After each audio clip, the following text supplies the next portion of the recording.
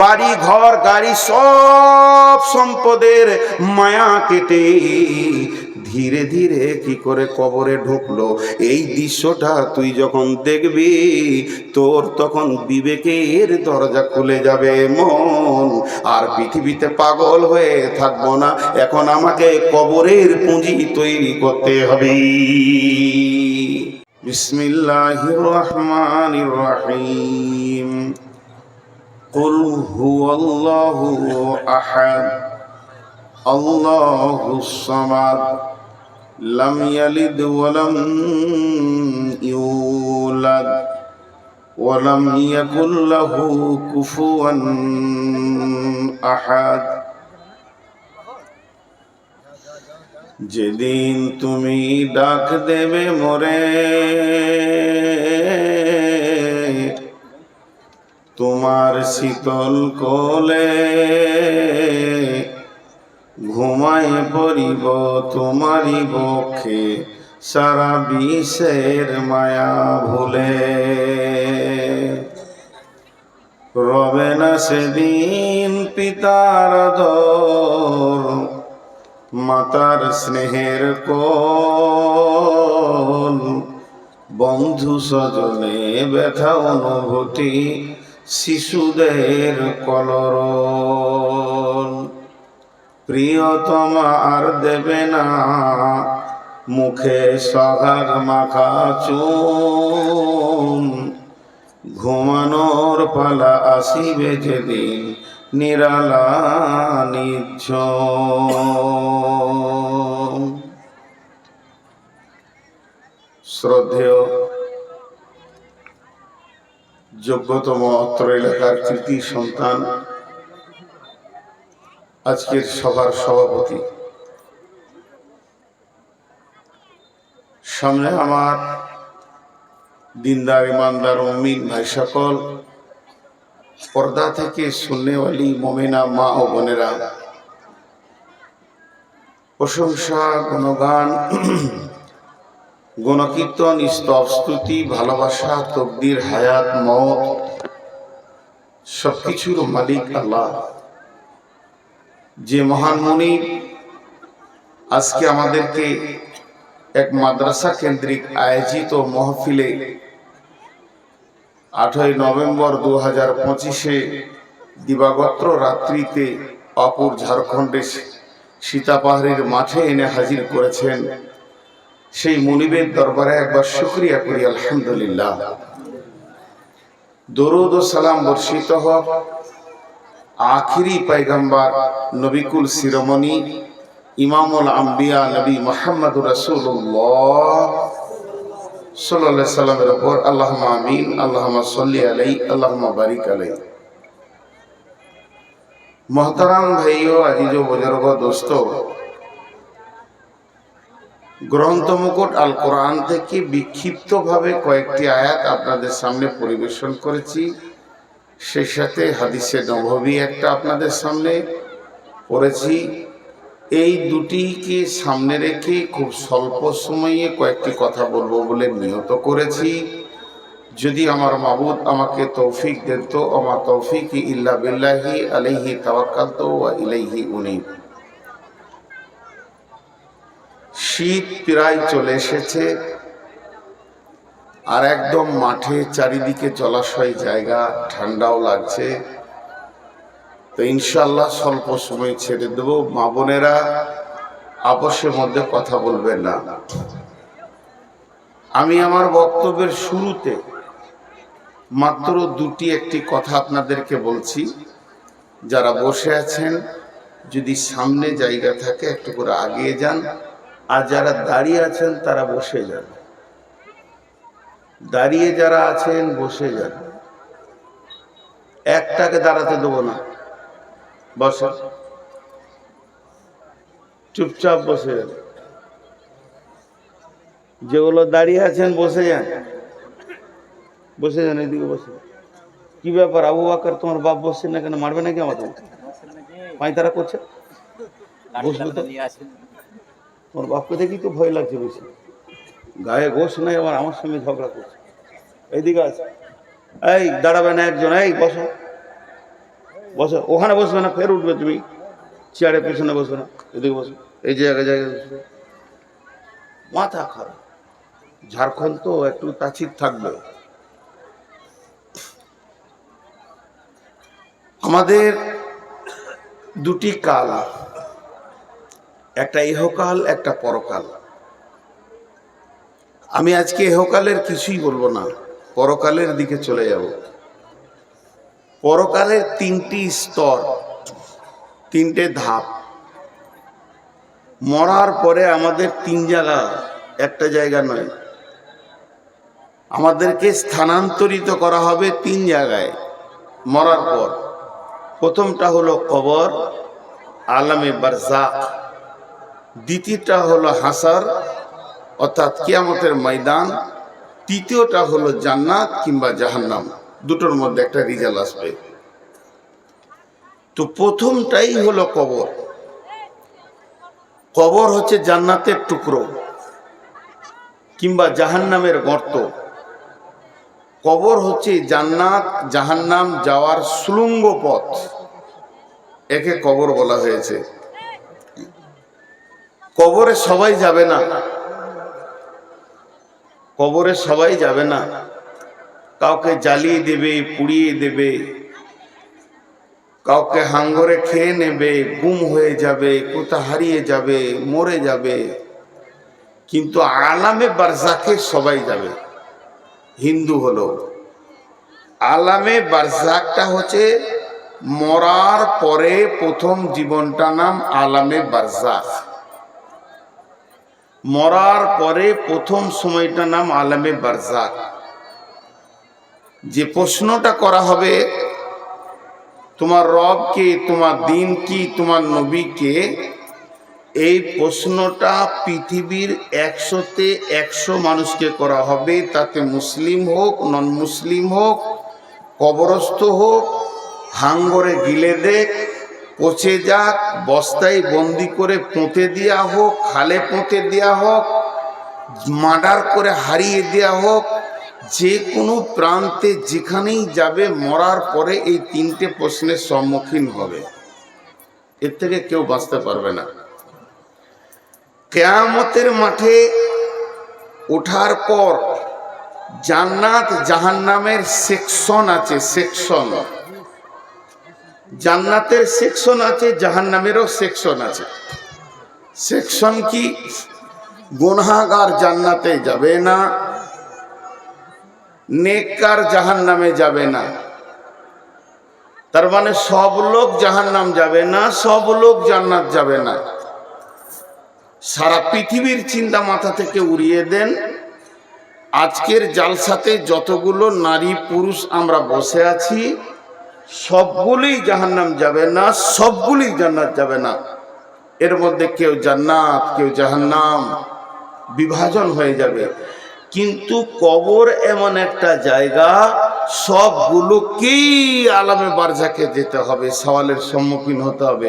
তাতে সে নেককার, বদকার, নামাজি, বেনামাজি, মাতাল, চোর, লুচ্চা, লাফাঙ্গার, পরেশগার, দিনদার, তেলাওয়াত করনেওয়ালা, জিকির করনেওয়ালা, মওতের হাত থেকে যেমন রেহাই পাবে না, কবরের প্রশ্ন থেকে কেউ রেহাই পাবে না।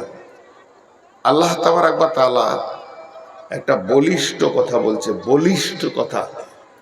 এইটাকে খুব উচ্চ বাংলায় বলা যাবে বিড়ম্বনা। বিড়ম্বনা, বিড়ম্বনা। এই ভাষাটা, এই শব্দটা যদি কেউ বুঝতে পেরেছেন ভালো, আর নাহলে ব্যাখ্যা করব একটু, বুঝতে পারলে আরো ভালো।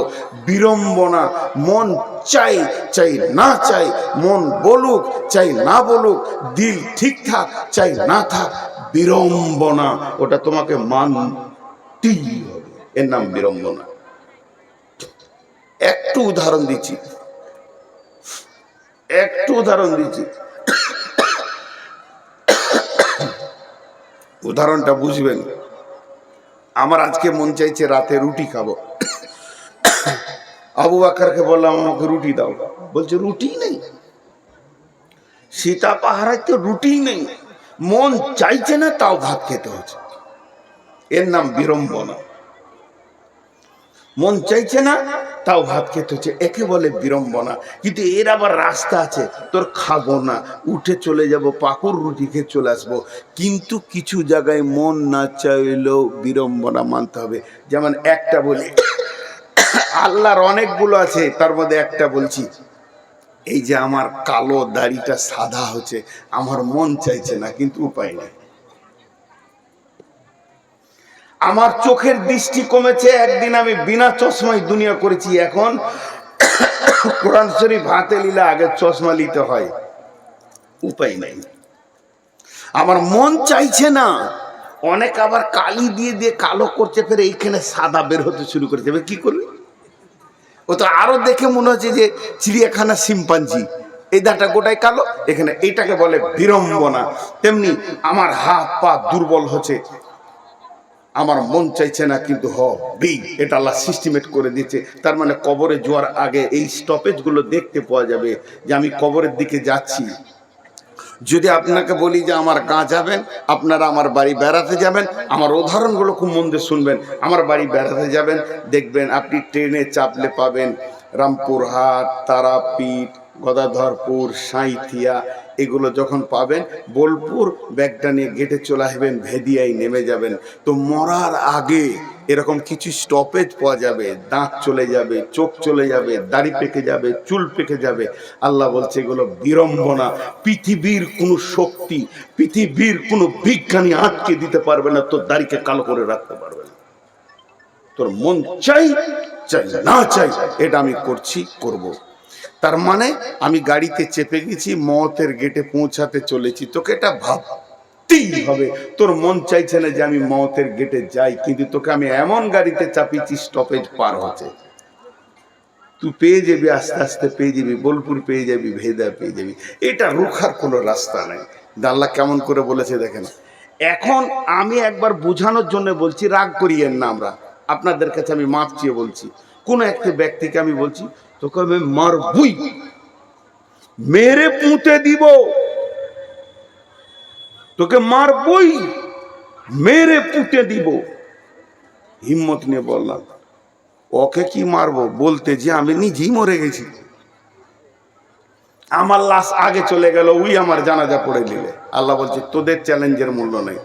কিন্তু আল্লাহ বলছেন বিসমিল্লাহির রহমানির রহিম,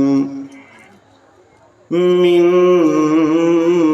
আইয়ি শাইইন খলাকাহু মিন নুতফাতিন খলাকাহু। শালা পোকা লেগে গেছে গলায় গো।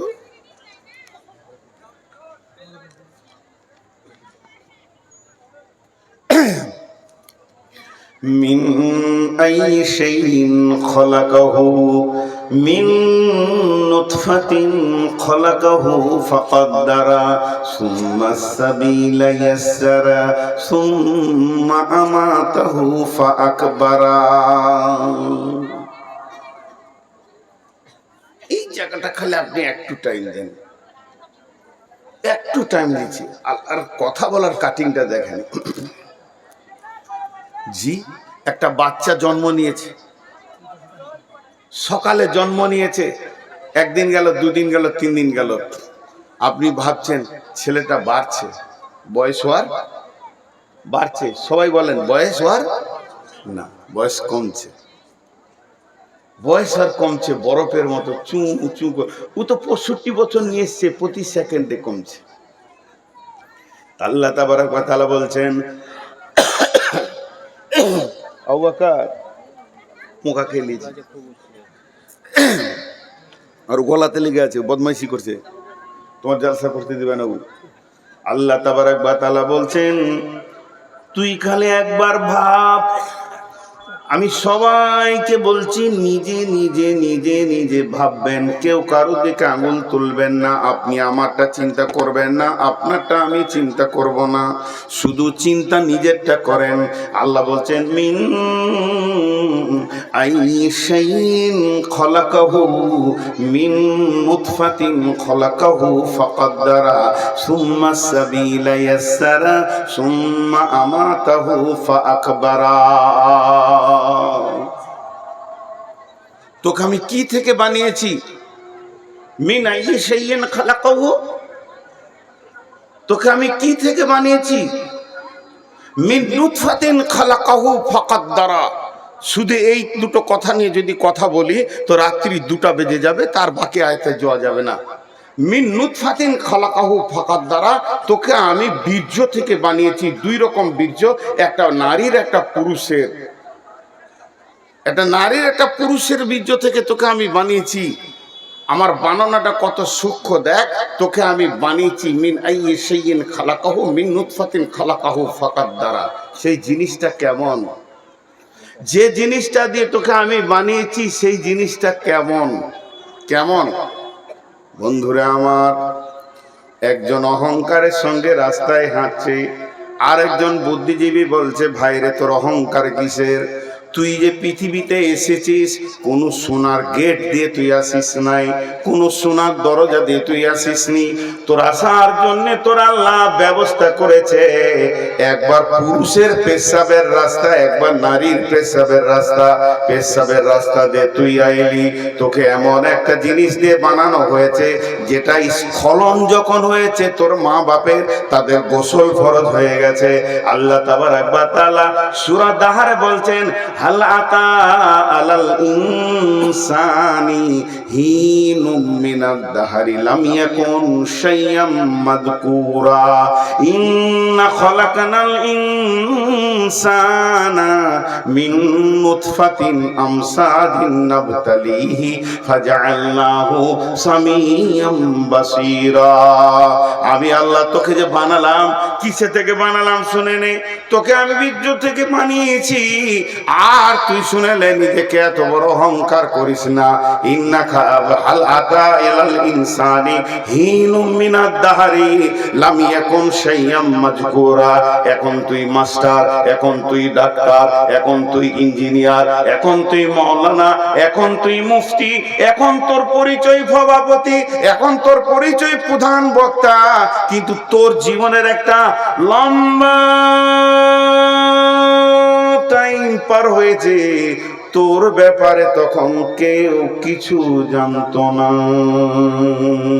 হাল্লাতা আলাল ইনসানি হিনুম মিনাদ দাহরি লাম ইয়াকুন শাইয়াম মাযকুরা। আমার বয়স এখন 54। আমার বয়স এখন 54। বুঝানোর জন্য বলছি, বয়স আমি অ্যাকুরেটি বলেছি। 55 বছর আগে আমি কোথায় ছিলাম? 1 বছর আগে বলছি, মায়ের পেটে ভ্রূণ নড়ছিলাম, 1টা বছর ওখানে নিয়েছি। 56 বছর আগে কোথায় ছিলাম? মা বাপের কাছে শুক্রাণু ডিম্বাণু হয়ে তাদের বীর্যে। 57 বছর আগে কোথায় ছিলাম? তাদের রক্তে। তাহলে 60 বছর আগে কোথায় ছিলাম? আরো 3 বছর। তাহলে খাবারের ফল ফ্রুটের ভিতরে আরো 10 বছর আগে কোথায় ছিলাম? আরো 10 বছর আগে কোথায় ছিলাম? সবাই চিন্তা করেন নিজে নিজের বয়সকে নিয়ে, 10 বছর পেছিয়ে নেন, যে চিন্তা করেন কোথায় ছিলাম। আল্লাহ বলছে, নূর মোহাম্মদ রে, তোর তকদিরটা আমি লিখেছি। তকদির আমার কে লিখেছে? আল্লাহ। পৃথিবীর সৃষ্টি হওয়ার 50,000 বছর পূর্বে তাহলে আমি ছিলাম কোথাও? তকদির যখন লেখা হয়েছে তাহলে আমি ছিলাম কোথাও? পৃথিবীর সৃষ্টি হওয়ার 50,000 বছর পূর্বে তাহলে আমি ছিলাম কোথাও? লিখছে সেই দিন আল্লাহ 2025 সালে নভেম্বরের 8 তারিখে শনিবার দিবাগত রাত্রিতে তুই সীতা পাহাড়ির মঞ্চে উঠবি। রাত 10:30টায় দেওয়ার কথা হলে কি হবে? 11টা 1 বাইন শুরু করবি। পৃথিবীর সৃষ্টি 50 বছর আগে এটা লেখা হয়েছে, 50,000 বছর আগে। 50,000, তাহলে আমার বয়স কত? কয়েক কোটি বছর। আল্লাহ বলছেন, বান্দা আমার প্রাণ করি বলবো না, তোকে আমি বানাবো এটা আমি জানি, কিন্তু পৃথিবীর কেউ জানে না, তোর মা জানে না, তোর বাপ জানে না তোকে আমি বানাবো। কোন জায়গা থেকে তোকে আমি তোর মা বাপের পেটে আমি দিব, তারপরে তোর মায়ের পেট থেকে দুনিয়া মা প্রথম জানবে তোর মা যে আমার পেটে বাচ্চা এসেছে, এরপরে জানবে তোর বাপ, তোর মাকে তোর বাপকে তোর মা বলবে এগো আমাদের পেটে সোনা মানিক চলে এসেছে, তারপরে কেউ জানবে না। এরপরে দুই আত্মীয় জানবে, তোর মায়ের বংশ জানবে, বাপের বংশ জানবে, আমাদের নতুন মেহমান আসতে চলেছে, তারা 9 মাস 10 দিন অপেক্ষা করবে, তারপরে সন্তান পৃথিবীতে এলো। এখনো পঞ্চায়েত জানে না, স্কুল জানে না, প্রাইমারি স্কুল জানে না, খেছি ঘুরছি ফিরছি, যখন বয়স 4-5 বছর হয়ে গেল আব্বা ধরে নিয়ে প্রাইমারি স্কুলে ভরে দিলে, প্রাইমারি স্কুলে হেডমাস্টার জানলে যে একটা নতুন মাল তৈরি হয়েছে, স্কুলে এলো, আস্তে আস্তে পঞ্চায়েত জানলো। যখন আমি বড় 12 বছর হয়ে গেলাম, পৃথিবীর কেউ জানে না, সীতাপাহাড়ি পাকুর এলাকার লোক আমাকে চিনে না, আমার বাপ হাত ধরে নিয়ে এসে ইসলাম পড়ে 14 বছর বয়সে ভর্তি করে দিল। মাদ্রাসাওয়ালারা জানলো যে ভারত মানে পৃথিবীর বুকে নূর মোহাম্মদ বলে একটা ব্যক্তি আছে, পড়ছি পড়ছি, মাথায় পাগড়ি দিল, দুনিয়া জানলো। তারপরও তো আমাকে কেউ জানে না, আস্তে আস্তে আস্তে আস্তে আমি বক্তা হলাম। এই বক্তা হওয়াতে এখন ঝাড়খণ্ড, বিহার, পশ্চিমবঙ্গ, নাগাল্যান্ড, সিকিম, আবার আসাম, ত্রিপুরা, মেঘালয় সবাই আমাকে জেনে নিল, বাংলাদেশ জেনে নিল। আল্লাহ বলছেন বান্দা রে, তোর বয়স থেকে খালি মাত্র 10 বছর পেছিয়ে দে, তোকে কেউ চিনত না, আর আমি এই জায়গায় তোকে আনবো, এটা আমার প্ল্যান পরিকল্পনা। তোকে কার পেটে দিতে হবে, কোন মেয়েটার পেটে যাবি, তারপরে তুই মাদ্রাসায় ঢুকবি, আলেম হবি, মৌলানা হবি, বক্তা হবি। হাল আতা আলাল ইনসানি হিনুম মিনাদ দাহরি লাম ইয়াকুন শাইয়াম মাযকুরা। তোর কোনো জিকির ছিল না, তোর নামের কোনো কাজ ছিল না, কিন্তু আমি আল্লাহ ধীরে ধীরে ধীরে ধীরে ধীরে ধীরে তোকে নিয়ে আসলাম, এটা আমার আল্লাহর কুদরত। এরপরে তোকে আমি গোটা বডিটা দিয়েছি, এই বডি থেকে কিস্তি শুরু করব। একদিন তোর চোখ নিব, একদিন তোর হাত নিব, একদিন তোর কিডনিটা নিব, নিতে নিতে তোর দাঁতের পেনিয়ামগুলো একটা করে খুলতে শুরু করব। খুলতে খুলতে শেষ কিস্তিতে তোর জানটাকে নিয়ে নিব। ওটাই আল্লাহ বলছেন মিন আইয়ি সাইয়িন খালাকাহু মিন নুতফাতিন খালাকাহু ফাকাদ্দারা সুম্মা সাবিলা ইয়াসরা। তোকে দুটা নুতফা থেকে বানালাম, সুন্দর চেহারা দিলাম, এরপরে তোর মায়ের যে রাস্তাটা বিরাট বড় একটা কোম্পানির গেটের মতো দরজা খুলে তুই বেরিয়ে এসেছিস না, তোর মাকে প্রসব যন্ত্রণা সহ্য করতে হয়েছে, অত সংকীর্ণ রাস্তাকে তোর জন্য আমি আসান করে দিলাম। সুম্মা সাবিলা ইয়াসরা, তারপরে তুই পৃথিবীতে এলি। এরপরে আমার কাজ একটা তোর জন্য বাকি আছে, আমার তোর জন্য একটা কাজ বাকি আছে। সুম্মা মাতাহু ফাআকবারা, তোকে আমি মারবো, কবরে শুয়াবো। এই আল্লাহ চ্যালেঞ্জটাকে কাটার মতো কোন বীর মাস্তান আছে? তোকে আমি মারবো, কবরে শুয়াবো, সুম্মা আমাতাহু ফাআকবারা। তুই যত বড় মাস্তান হ, আর যত বড় তুই হিরো হ, আর যতগুলো তুই মার্ডার করে থাক, এলাকার হিরো বেনে থাক, তোকে আমি মারবো আর কবরে শোয়াবো, এটা তুই জেনে রাখ। মজার কথা বুঝে আসে না, কিছু জিনিস আছে খুব ডিপলি কথা, খুব ডিপলি কথা। হাজি ভাই, মত, কবর, সাবজেক্ট, অনুশীলন 101। মত আর কবর, এই দুটি জিনিস মানুষের বিবেকের দরজা খোলার জন্য যথেষ্ট। এটা একটা সাবজেক্ট, এটা একটা বিষয়, এটা একটা অনুমান। একটা লোক লেখাপড়া করতে পারেনি, ওকে কবর দেখাও কিছু বুঝবে।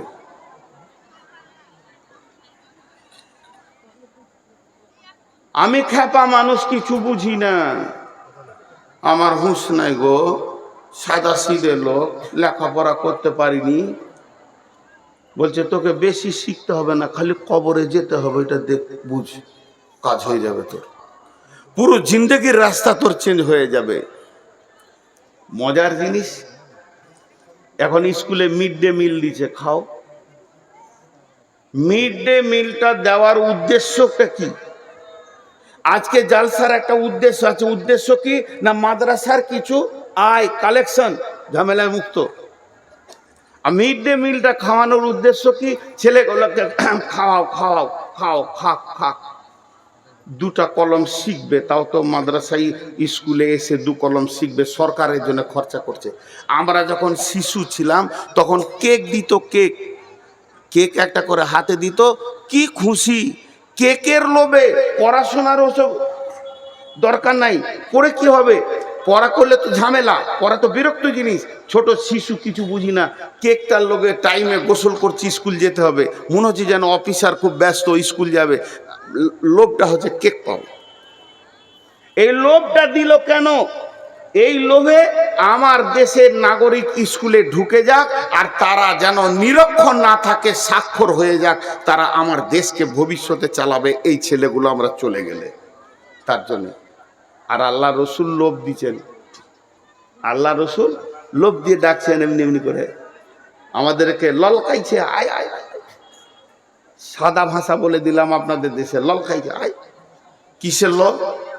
বিশ্বনবী বলছেন, যদি কোনো লোক মারা গেছে, মরতা লোকটার জন্য বলছে না, যে লোকটা জীবিত আছে ওর জন্য বলছে।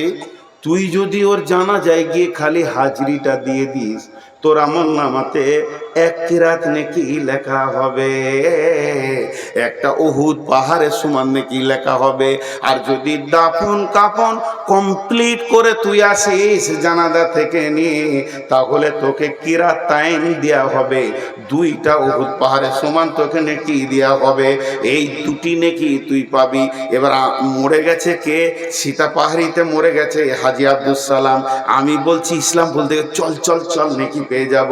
পাকুরওয়ালারা বলছে চল চল চল নেকি পেয়ে যাব। বৈষ্ণবডাঙ্গা বলছে চল চল চল নেকির লোভে চলে আসে। চারিদিক থেকে নেকির লোভে ভিড় হচ্ছে। এই লোভটা কেন রসুল দিলেন? ওই মুর্দাটা জানা যায় আসলে আমি নেকি পাবো। ও জান্নাতি হতে পারে, জাহান্নামি হতে পারে। হাদিসে যদি বলে দিত জাহান্নামীদের জানাজা পড়লে নেকি পাবি না, জান্নাতীদের পড়লে পাবি, তাহলে আবার ভেজাল ছিল, ওটা জানতে হতো জাহান্নাম গেল না জান্নাত গেল। রঘু বলছে ওদিকে ভেজালে তুই মাথা ভরবি না, ওদিকে তুই তাকাবি না। এটা মুসলমান মাইয়াত, মুসলমান মাইয়াত, বেনামাজি নয়, কালেমাওয়ালা নামাজি আলা মাইয়াত মরেছে, জানাজায় তুই দাঁড়িয়ে যা, তোর আমল নামাতে নেকি দিয়া হবি। লে ভেজাল। একটা লোক মরেছে সীতা পাহাড়ি থেকে, হিরণপুর থেকে 5 জন চলে এসছে, চ নেকি লুটে নিব, আখেরাতে নেকি হবে রে। লে মজা। ওরা 5 জন এসেছে, 5 দুগুণে 10 উহুদ পাহাড়িকে নিয়ে চলে গেল। ওই মুর্দা ব্যক্তিটার কি লাভ হলো? আমার প্রশ্ন, মুর্দা ব্যক্তিটার কি লাভ হলো? ও লাভের মাঝি নাই। নেকি করেছে তো ভালো, আর গুনাহ করেছে তো ভালো, যা করেছে বুঝবে। যদি আল্লাহ রসুল একবার বলে দিত জানাজাতে যতগুলো লোক আসবে, প্রত্যেকটি লোকের মাথা পিছু একটা লোকের 1 কিরাত করে নেকি, বা একটা করে নেকি কি 1 উহুদ পাহাড় করে নেকি ওই মুর্দাকে দেওয়া হবে, তাহলে আমি তো আমার বাপের মরার সময় ভাড়া করে লোক নিয়ে আসতাম, যে আমার বাপ 10-50 কোটি নেকি নিয়ে চলে যায়। কিন্তু যে যাবে জীবিত পাবে, লোক দেখাইছে জীবিতকে। আবার দেখেন জানাজার নামাজ, আল্লাহু আকবার, আল্লাহুম্মা গফির লি হাইয়িনা ওয়া মাইতিনা ওয়া শাহিদিনা ওয়া গায়িবিনা ওয়া সাগীরিনা ওয়া কাবীরিনা ওয়া যাকারিনা ওয়া উনসানা। 8 বার বললাম, আর আছে, আমি 8টার কথা বলছি আরেকবার। আল্লাহুম্মা গফির লি হাইয়িনা ওয়া মাইতিনা ওয়া শাহিদিনা ওয়া গায়িবিনা ওয়া সাগীরিনা ওয়া কাবীরিনা ওয়া যাকারিনা ওয়া উনসানা। আল্লাহুম্মা মান আহইয়াইতাহু মিন্না ফাহি আলাল ইসলাম ওয়া মান তাওফাইতাহু মিন্না ফাতাওয়াফাহু আলাল ঈমান। টোটাল 10টা কথা বললাম, আর দুটো শব্দ আছে। এখন আমি বলছি না, এই 10টার মধ্যে 10টা শব্দ, হে আল্লাহ তুমি মাফ করো জীবিতদেরকে, মাফ করো মৃত্যুকে, মাফ করো যে যে হাজির আছে, মাফ করো যে গায়েব আছে, মাফ করো যে ছোট আছে, মাফ করো যে বড় আছে, ক্ষমা করো নারীকে, ক্ষমা করো পুরুষকে, আর আমাদেরকে ইসলামের ওপরে জীবিত রাখো, ইমানের সঙ্গে মত দাও, ইমানের সঙ্গে মত দাও। তাহলে মুর্দার জন্য কোন দেওয়াটা হলো? সব তো জীবিতদের জন্য হলো। 10টার মধ্যে 9টা হলো জীবিতদের জন্য দোয়া, আর একটা হলো মুর্দার জন্য, যাকে সামনে রেখে জানাজা পড়ছি। আল্লাহুম্মা গফিরলি হাইয়িনা ওয়া মাইতিনা, একবার হলো, আর 9বার হলো জীবিতদের। তাহলে জানাজাতে জীবিতদের এত লাভ, আবার দুপাহাড় নেকি, দোয়া গলা জীবিতরা লুটে নিয়ে চলে গেল, কিন্তু যে মরেছে ওর জন্য খালি একবার বলা হলো। তাহলে লাভটা মৃত্যু ব্যক্তির তো বেশি হলো না, বেশি হলো জীবিতদের। কারণ কি? কারণ কি? ওই যে প্রথম উদাহরণ দিলাম, কেক দিয়ে আমাকে ভিতরে অক্ষর ভরতে চাইছে সরকার, কেকটা খা কিন্তু অওয়া গলা পেটের ভিতরে ভর। এখনকার মিড ডে মিলটা দেওয়ার উদ্দেশ্য পেটের ভিতরে তুই অক্ষরটা ভর। তেমনি আল্লাহ তাবারক ওয়া তাআলা রাসূল জীবিতদেরকে এত লাভ দিলেন কেন? যে তুই আয় আর মুর্দা ব্যক্তিকে দুই চোখে দেখ, দেখলে পরে তোর বিবেকের দরজা খুলে যাবে, জ্ঞানের দরজা খুলে যাবে, যে জ্ঞানটা কোনো primary school, high school, college, university দিতে পারবে না। সারা পৃথিবীর যত বিদ্যালয় আছে এই জ্ঞানটা কেউ দিতে পারবে না। যে জ্ঞানটা জানাজা দিবে সেটা কি? একটা মৃত্যু ব্যক্তি, একটা জীবিত ব্যক্তি কিভাবে মরে গিয়ে মা বাপ, ভাই বোন, স্ত্রী, ছেলে, কন্যা, পুত্র, মাল সম্পদ সব বাঁধন কেটে কেটে কিভাবে ধীরে ধীরে নিজের কবরে চলে গেল, এই দৃশ্যটা তুই একবার দেখে আয়। আল্লাহ রসুল বলতে চাইছে, ও আমার উম্মতের দল, লোকটা এখনই জীবিত ছিল, চায়ের দোকানে বসেছিল, এখনই মরে গেল। ওই লোকটার দিকে তুই তাকিয়ে দেখ, ওই লোকটা এখনই জীবিত ছিল। লোক বলবে আমার সঙ্গে কথা বলছে, গতকালকে আমার সঙ্গে কথা বলেছে, গত পরশু দিন একসঙ্গে পাকড় গিয়েছিলাম। সেই লোকটা জীবিত, লোকটা মৃত্যু হয়ে সমস্ত পৃথিবীর মায়ার বাঁধন কেটে স্বামী, স্ত্রী, ছেলে, মেয়ে, বিবি, বাল বাচ্চা, জমি জায়গা, নাতি পোতা, মাল সম্পদ, বাড়ি ঘর গাড়ি, সব সম্পদের মায়া কেটে ধীরে ধীরে কি করে কবরে ঢুকলো। এই দৃশ্যটা তুই যখন দেখবি, তোর তখন বিবেকের দরজা খুলে যাবে মন, আর পৃথিবীতে পাগল হয়ে থাকবো না। এখন আমাকে কবরের পুঁজি তৈরি করতে হবে। এই ছেলে বস,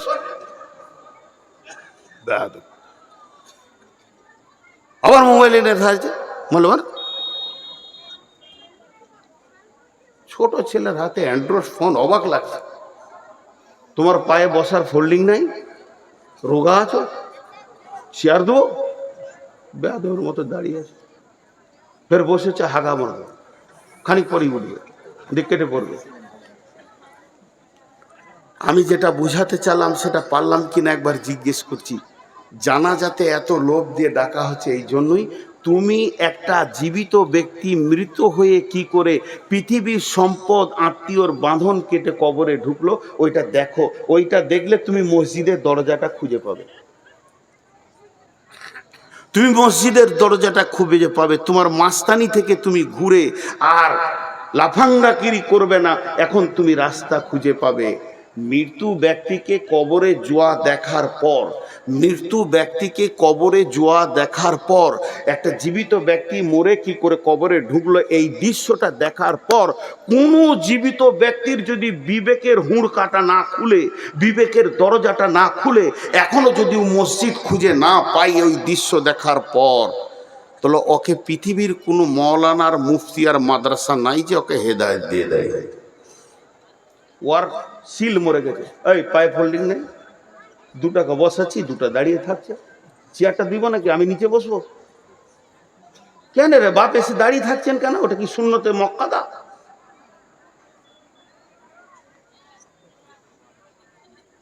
ভাইয়া খুব গুরুত্বপূর্ণ কথা।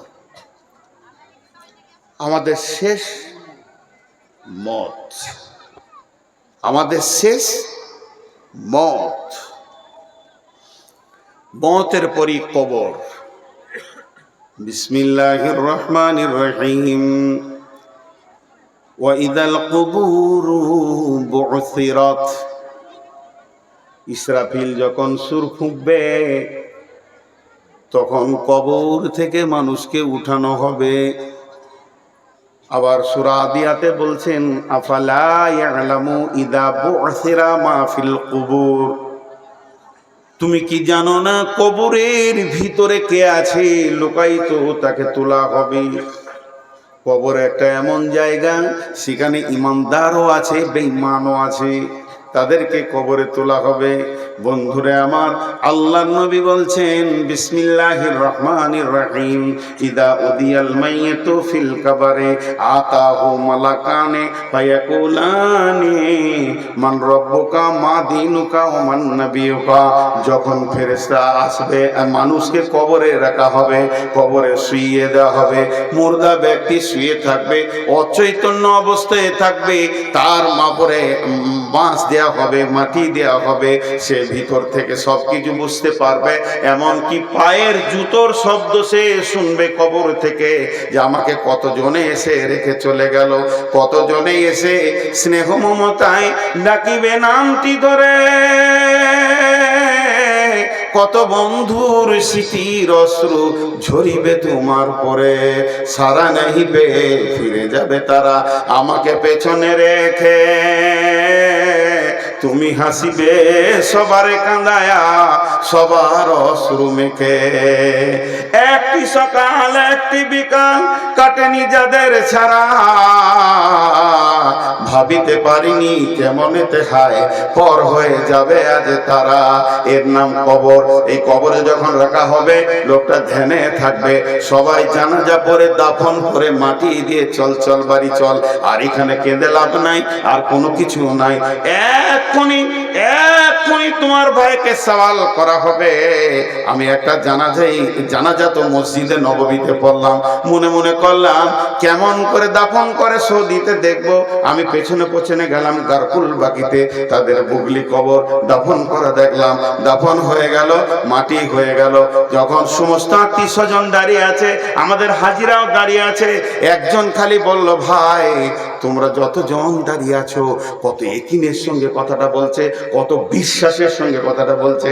যতজন দাঁড়িয়ে আছো তোমরা তোমাদের ভাইয়ের জন্য দোয়া করো, ওকে এক্ষুনি প্রশ্ন করা হবে, এক্ষুনি ফেরেশতা আসবে, তার জন্য তোমরা দোয়া করো। যে যেমন করলো দোয়া করলো, কেউ হাত তুলে করলো, কেউ হাত ছেড়ে করলো, কেউ দাঁড়িয়ে দাঁড়িয়ে দোয়া বিড়বিড় করে শুরু করে দিল। তার মানে তখনই প্রশ্ন করা হবে, মান রব্বুকা, তোর রবকে, মান নাবিয়ুকা, তোর নবীকে, মা দীনুকা, তোর দিন কি। এই তিনটে প্রশ্ন করা হবে। বিশ্ব নবী বলছেন, যে লোকটা প্রশ্নের উত্তর ঠিক ঠিক ঠিক ঠিক দিয়ে দেবে, কোনো গোলমাল হবে না, ওই লোকটা যখন উত্তর দেওয়া হয়ে যাবে আল্লাহ তাবারক ওয়া তাআলা বলবেন, কাদ সাদ্দাকতা, আমার বান্দা সত্য বলেছে, তার জন্য সমস্ত ব্যবস্থা তোমরা নাও। এমন সময় জাহান্নামের জ্বলন্ত আগুনের দরজাটা খুলে দেওয়া হবে। দাও দাও করে আগুন জ্বলছে, আগুন একটা আগুন কেন একটা আগুন ছিঁড়াছিঁড়ি করছে। কি ভয়ানক দৃশ্য কবর থেকে তাকে দেখানো হবে, আর বলা হবে, বান্দারে তোমার আল্লাহ দেখো কেমন আযাব থেকে তোমাকে বাঁচিয়েছে, তোমার আল্লাহ তোমাকে রহম করেছে, একবার খালি জাহান্নামটা চোখে দেখে নাও, এখান থেকে তোমাকে তোমার আল্লাহ বাঁচিয়ে দিয়েছে। এরপরে যে লোকটা উত্তর দিতে পারবে না, তার জন্য জান্নাতের দরজাটা খুলে বলা হবে, হতভাগা বেঈমান, তুই এত বড় মালের ওয়ারিস থেকে মাহরুম হয়ে গেলি, শুনেলে এটা তোর মালের ওয়ারিস ছিল, অতএব তুই মাহরুম হয়ে গেলি তোর বদ আমলের কারণে। আর এই তিনটে প্রশ্ন করা হবে, মান রাব্বুকা, মা দীনুকা, মান নাবিয়ুকা।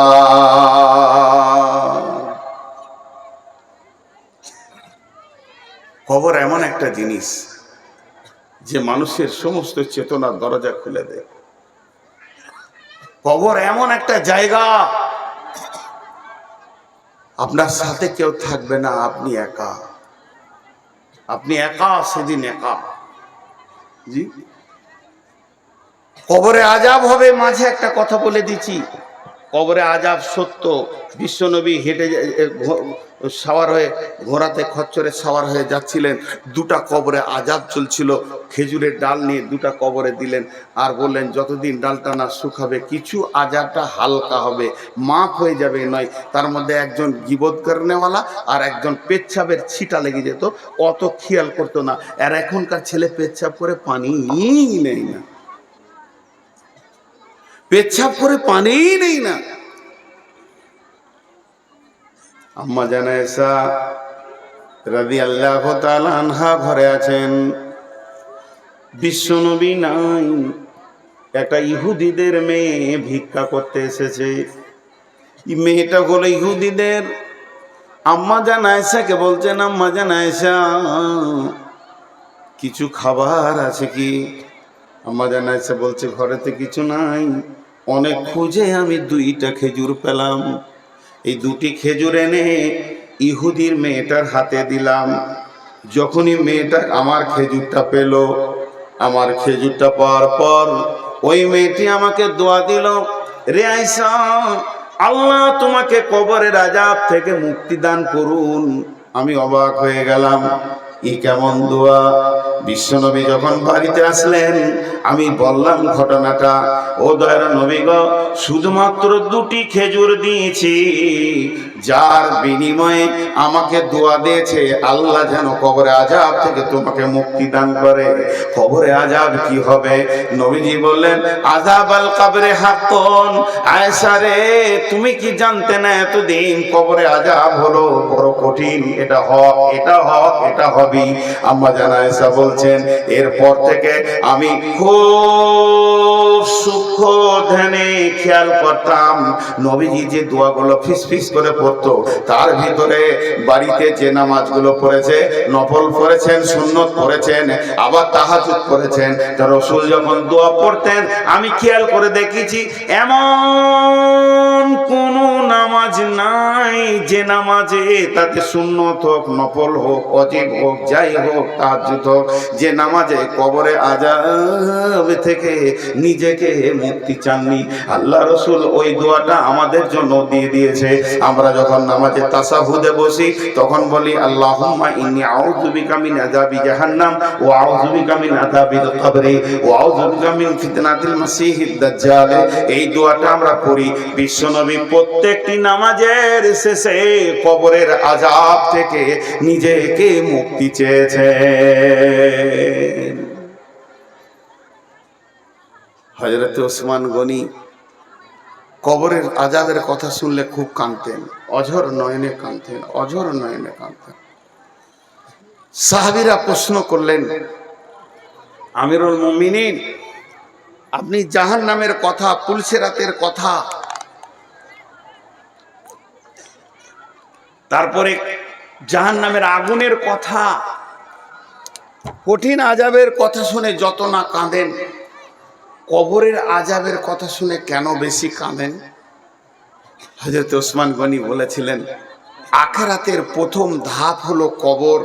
যে কবর থেকে বেঁচে যাবে সব জায়গায় বেঁচে যাবে। বিশ্বনবী বলেছেন এর জন্য আমি কবরের কথা শুনলে বেশি কাঁদি। আমাদের ঈমান কত দুর্বল! এই কথাগুলো বলতে গেলে মনে হয় যেন নিজেকে খারাপ লাগছে, বলা ছেড়ে দিয়েছি। আগে খুব বলতাম, যখন ছেলে মানুষ ছিলাম, বয়স হয়নি, হাসির কথা বায়নে বলে দিয়েছি, এখন বলতে কষ্ট হয়। এটা তো হাসির মজলিস নয়, এটা কাঁদার মজলিস। এখন বয়স হয়েছে, অনুশোচনা এসেছে। এক যুগে অনুশোচনা ছিল না, তোলপাড় করার নিয়তে মানে সূচনা ছিল যে বায়নে তোলপাড় করব। কিন্তু জি না ভাই, তো বলতে বাধ্য হচ্ছে, আমার মন চাইছে না। এখনকার গোরস্থানে যান, একটা লাশকে কবরে রাখছে, লাশকে শোয়ানো হচ্ছে, বিসমিল্লাহি ওয়ালা মিল্লাতি রাসূলুল্লাহ সাল্লাল্লাহু আলাইহি সাল্লাম, রাসূলুল্লাহ সাল্লাল্লাহু আলাইহি সাল্লাম পড়ছি, তাকে রাখা হচ্ছে। মাইয়াতকে বলা হচ্ছে তুমি এতদিন সিপিএম ছিলে, তৃণমূল ছিলে, কংগ্রেস ছিলে, এসোসিয়াল ছিলে, তুমি মোর্চা পার্টি ছিলে, আর কি পার্টি ছিলে, আর কি পার্টি ছিলে, সব লাত মেরে দাও। তুমি হানফি ছিলে, সাফি ছিলে, মালিকি, হাম্বলি, শিয়া, সুন্নি, কাদরানি, চিস্তিয়ানি, নকশবন্দি, তোমার হাজারকে লাত মেরে ছেড়ে দাও। এখন তোমাকে শোয়ানো হচ্ছে মিল্লাতে রসুলের উপরে, তুমি নবী মুহাম্মদের উম্মতের রুলসে তোমাকে শোয়ানো হচ্ছে, তোমার হুঁশিয়ারিতে তুমি কাজ করো। এইটা দৃশ্য চলছে। আর ওই কবরের বাঁধে যে দাঁড়িয়ে আছে মাটি দিবে, ও আর একজনের সঙ্গে ইয়ারকি মারছে, হাসছে, হো হো হো করে হাসছে। এই দৃশ্য দেখেছেন? মাটি দিতে যে হাসা, আমাকে অবাক লাগে ওই লোকগুলো। আমি অনেক জায়গায় বলেছি, পাকুড়ে গিয়ে দেখবেন সকালবেলা একটা খাসিকে জবাই করে ওকে উল্টা দিকে ট্যাং করে ছুড়িয়ে দিয়ে ওর চামড়াকে খালিয়ে দিয়ে অর্ধেক মাংস কেটে নিয়েছে, নাড়ি ভুড়ি ঝুলছে, খরিদ্দারকে দেখাচ্ছে স্পেশাল মাল নিবি তাই। 3টে ফের বাঁধা আছে। আর ওই সময় যে একজন বলছে আমার বাড়িতে মেহমান আসবে, 17 কেজি মাংস লাগবে, হবে, এমনি 3টের দিকে তাকিয়ে বলছে হয়ে যাবে ভাই, হয়ে যাবে। কতক্ষণ সময় লাগবে? বলছে 20 মিনিটে বানিয়ে দিচ্ছি। তখন বলছে আমি হাটে থেকে আসি, বানাও। ওই অবস্থায় ওই 3 জনাতে আমের পাত খেছে, কাঁঠালের পাত খেছে আর হুড়াহুড়ি করছে। ওরা জানে একটা সাইড হচ্ছে আর 3 জনাতে হুড়াহুড়ি করছে। পশু, এর পশু, এর পশু, পশু বলে এটা সম্ভব। ওর অনুসূচনা জ্ঞানটা নাই, ভবিষ্যৎ বুঝে না। কিন্তু এই পশুটা একটা মানুষকে একটা কেক ধরিয়ে দেবো, খাও, আর একটাকে ফাঁসি দেওয়া হবার সামনে, তুমি কেকটা খাও, পানি খেলাও, তোমার এরপরে হবে, কেক খেতে পারবে ও? কিন্তু পারছে এখনকার মানুষ। একটা লাশ নামাচ্ছে আর একজন হো হো হো হো করে হাসছে, ইয়ার কি মারছে। বন্ধুরা আমার, কবর এমন একটা জায়গা, আল্লাহ তাবারাক ওয়া তাআলা বলছেন বিসমিল্লাহির রহমানির রহিম, আলহাকুমুত তাকাসুর হাত্তা যুরতুমুল মাকাবির, কাল্লা সাওফা তা'লামুন সুম্মা কাল্লা সাওফা তা'লামুন, কাল্লা লাউ তা'লামুনা ইলমাল ইয়াকিন লাতারাউন্নাল জাহিম সুম্মা লাতারাউন্নাহা আইনাল ইয়াকিন সুম্মা লাতুসআলুন্না ইয়াওমাইদিন আনিন নাঈম। গোটা সূরাটাকে একটা উদাহরণে ভরে দিব। উদাহরণটা শুনবেন, গোটা সূরাটা খাপে খাপে মিলে যাবে। একটা উদাহরণ দিব। আপনাদের বাড়ি সীতাপাহাড়ি, এই যে ইস্তাহারে লিখেছে সীতাপাহাড়িতে বিরাট জলসা, বিরাট ধর্মীয় জলসা, স্থান সীতাপাহাড়ি। এটা লেখা ভুল হয়েছে, সীতাপাহাড়ি মাঠ লিখতে হতো, গাঁ থেকে 3 কিলোমিটার দূরে হয়েছে না, এটা ভুল হয়েছে, সীতাপাহাড়ি মাঠ লিখতো। এখন বোস্টম ডাঙ্গালারা যদি লাঠিলে আসে, তোদের জলসা না, আমাদের ভয়ে বলতে হবে তোদেরই।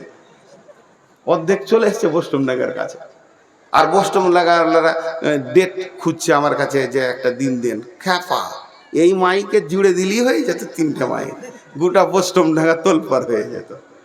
চালাক লয় বলি, ওদিকে একটা মাইক ভাড়া করে 20-25টা চোখ জুড়ে দেন, তো বোস্টমটাকে শুনেলেন, এদের খরচায় আপনাদের তেলে বেগুন ভেজে গেল। জি, তো এবার উদাহরণটা শুনেন। উদাহরণটা হচ্ছে যে আপনার এই সীতাপাহাড়ির একটা ছেলে হিরণপুরে চাকরি করে। মন দিয়ে শুনবেন, অনেকবার পাবেন, এগুলো ইউটিউবাররা তো দেয়। আবার ইউটিউবাররা থাম্বনেল বানাবে, এবার পাহাড় পর্বত করে দেখিয়ে দেবে।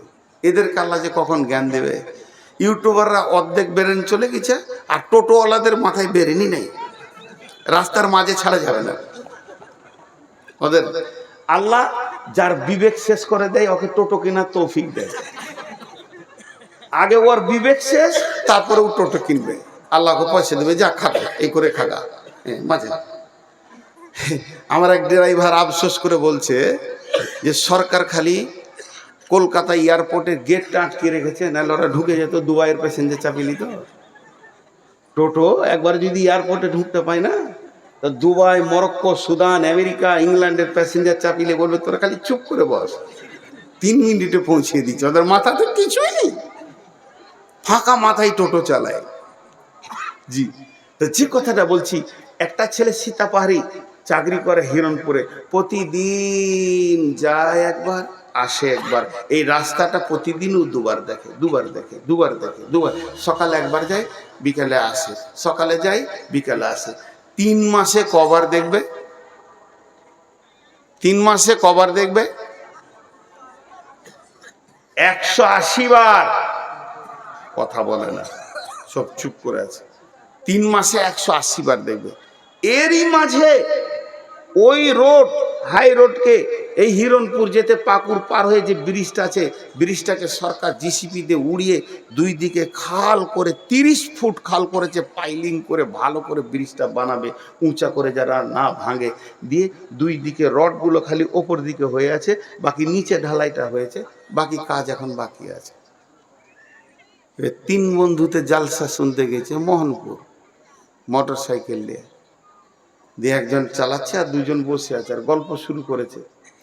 চাকরি তো করছি রে, তুই করছিস, তুই তো স্কুলে চাকরি করছিস, আমি তো ব্যাংকে করছি, আমি তো হসপিটালে পেলাম। ভাই কেমন কি আছিস বল? বলে পাকুড়ে জায়গা নিয়েছি। তারপরে আবার বলছে হিরণপুরে জায়গা কিনেছি, ব্যাংকে এত টাকা আছে, একটা ফ্ল্যাট বাসা নিলাম, আমি ওই জায়গায় বিয়ে করেছি, আমার বউ খুব সুন্দর, আমার শ্বশুরের ফ্যামিলি খুব সুন্দর, আমি ভালো আছি, আমার ইনকাম এত। এই টাকা পয়সা, ঘর বাড়ি, জমি জায়গা, পুকুর বাগান, টাকা পয়সা, ঘর বাড়ি, জমি জায়গা, পুকুর বাগান, এই 3টে কথাতে এরা এত গভীরে চলে গেছে, মেতে গেছে। কে কত টাকা করলি, কে কত পয়সা করলি, আর গাড়ি খালি হুর করে ধরছে।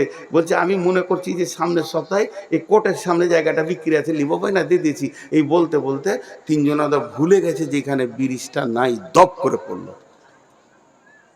3 জনে যখন পড়লো, শুধু পড়েনি, একজন পড়ছে তো রডের ওপরে সমস্ত শিখগুলো গেঁথে গেছে 3 জনকে। রাত 1:30, অন্ধকার রাত, বাইকটা আর এক জায়গায় পড়েছে, ভেঙে চুরমার হয়ে গেছে। তারা ওখানে রক্তস্খলন শুরু হয়ে গেছে, রক্ত বেরোতে বেরোতে বেরোতে বেরোতে 3 জন মরছে, একে অপরকে দেখছে, কেউ কারো সাহায্য করতে পারছে না। ওই রাতে আর কেউ নাই রাস্তাতে, 3 জন মরে গেল। তাদের দুনিয়ার চিন্তাটা এত বেশি ছিল, এই খালটাকে তারা ভুলে গেছিল। তাদের দুনিয়ার চিন্তাটা এত বেশি ছিল, দিনে 2 বার দেখে 3 মাস ধরে দেখছে, 180 বার খালটাকে দেখেছে। তারপরেও ভুলে গেছে কেন? যে তাদের মাল আর ধন আর টাকা পয়সা তাদেরকে ভুলিয়ে দিয়েছে। যে ছেলেটা প্রতিদিন 2 বার দেখে, ওই আবার গাড়িটা চালাতে গিয়ে 3 জন মারা গেল। লাভ হলো না, লাভ হলো না, লাভ হলো না, লাভ হলো না। তাদের ওই দেখাটাও লাভ হলো না, তাদের অ্যাক্সিডেন্টের পরে আর বাঁচে উঠতে পারলো না, সেটাও লাভ হলো না। আল্লাহ তাবারাক ওয়া তাআলা বলছেন আল্লাহু মুত্তাকাসুর হাত্তা যুরতুমুল মাকাবির। হে পৃথিবীর মানুষ, হে এলাকার মানুষ, সীতাপাড়ি এলাকার মানুষ, হে দুনিয়ার মানুষ, তোমরা কান করে শোনো। কবরকে কতবার দেখেছো একবার অঙ্ক করে দেখো। এই মোর হাতে কুদাল ধরিয়া কঠিন মাটির তলে গাড়িয়া দিয়েছি কত সোনামুখ নয় চোখের জলে। জীবনে আমি কবরকে কতবার দেখেছি। আব্বাকে যেদিন দিয়েছি কবর দেখেছি, মাকে দিয়ে এলাম কবরকে দেখলাম, দাদা দাদিকে দিতে গেলাম কবরকে দেখলাম, গায়ের 20খানা মাইয়াত হয়েছে কবরকে 20 বার দেখেছি। পাড়া আত্মীয় স্বজন নিয়ে আরো 80 বার আমি জানাজা পড়েছি। আমার জীবনে 200টা জানাজা পড়ে নিলাম, কবরকে 200 বার দেখলাম। কিন্তু আমার মাল, আমার জমি, আমার টাকা কবর মাথাতেই উড়ে গেছে। কবরে যে আমাকে যেতে হবে এটাই আমি ভুলে গেছি। কিন্তু আজরাইল যেদিন এসে মোলাকাত বলছে তৈরি হও বন্ধু, এতদিন লোকের দেখেছি, এবার তুমি নিজে ঢুকবে, তৈরি হও। আল্লাহুমুত তাকাসুর হাত্তা যুরতুমুল মাকাবির। ধুপ করে কবরে যে শুয়ে গেল, তাহলে কবরে প্রথমবার শোয় নাই। আমি একটা ছেলেকে বলছি, এ বেয়াদবি করবি না। একবার বললাম, দুইবার বললাম, তিনবার বললাম, চারবার বললাম, 20 বার বললাম, 50 বার বললাম, আমার গাড়িটা লাগবি না, আমার গাড়িটা লাগবি না, আমার গাড়িটা লাগবি না, 80 বার বললাম। এরপরে কানে একটা পড়াত করে মেরে দিলাম। আপনি হাতটা ধরে বলছেন ছেলেটা মারছেন কেন, কি করেছে? তুমি কি জানো না ওকে আমি 80 বার বলেছি? এটা কি তোমার খেয়াল নাই? আল্লাহ বলছে, তোকে কি আমি হঠাৎ টেনে নিয়েছি নাকি? তোকে আমি হঠাৎ কবরে ভরেছি? এটা কোনোদিন বলবি না। অঙ্ক করে দেখ গা, তোকে যখন জীবিত ছিলি তোকে কতবার আমি কবর দেখিয়েছি। আমার নবীকে দিয়ে কবরের পাশে গেলে নেকি হয় এটা আমি বলেছি। আমার নবীকে দিয়ে তোর জানাজার নেকি করে দিয়ে তোকে আবার কবরের কাছে এনে কতবার কবর দেখিয়েছি, তোকে আমি অঙ্ক করে বলে দিব। আমি আল্লাহ তোকে হঠাৎ কবরে ভরিনি। তোকে না হলেও 200 বার জীবনে, তোকে 50 বছরের জীবনে তোকে 200 বার কবরে এনেছি, আর কবরকে দেখিয়েছি, আর কবরে শোয়াতে দেখিয়েছি।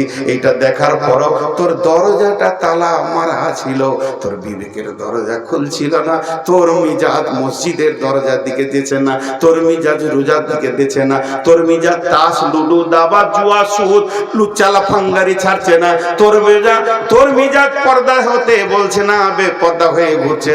আমার তো দোষ নাই, তোকে আমি প্রথম কবরে আনি নাই। এরপরে তুই কবরে আসবি, তখন নিজের চোখে আযাব দেখবি। সাদ বিন আক্কাস রাদিয়াল্লাহু তাআলা আনহু, যার জানাজায় 70,000 ফেরেশতা এসেছিল, তার কবরে পিছানি হয়েছে।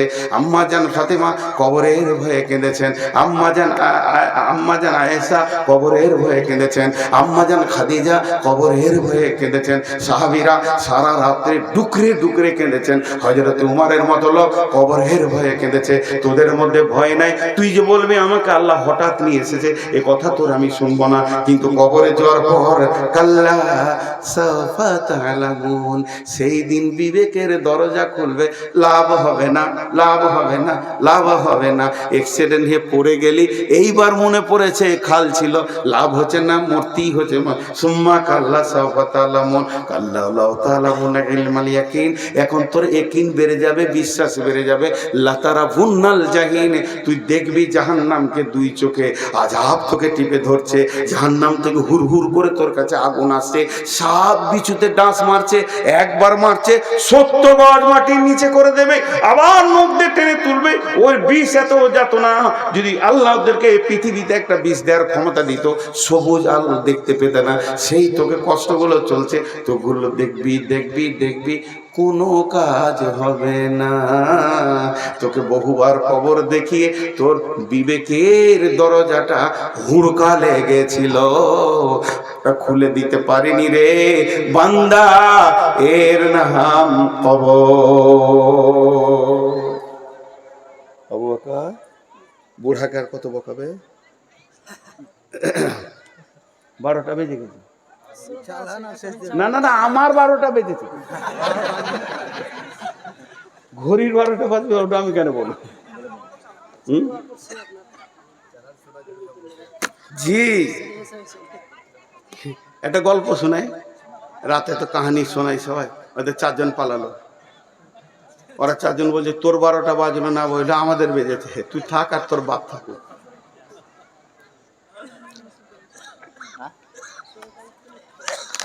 জি, একটা রাজা, এটা আমার বায়নার সাথে কোনো মিল নাই, আপনাদের একটা গল্প শোনাচ্ছি খালি, এটা বায়নার উদাহরণ নয়।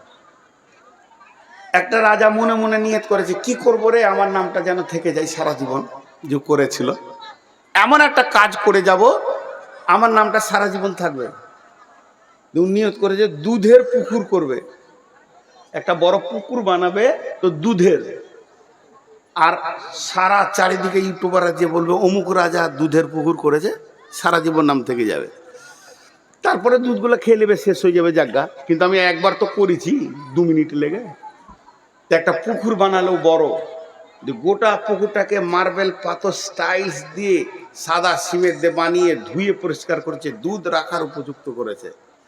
লম্বা একটা ড্রেন করেছে এইখান থেকে আপনাদের জামে মসজিদ দিয়ে, পুকুরের কাছে কাউকে যেতে দিবে না, তালা মারা আছে।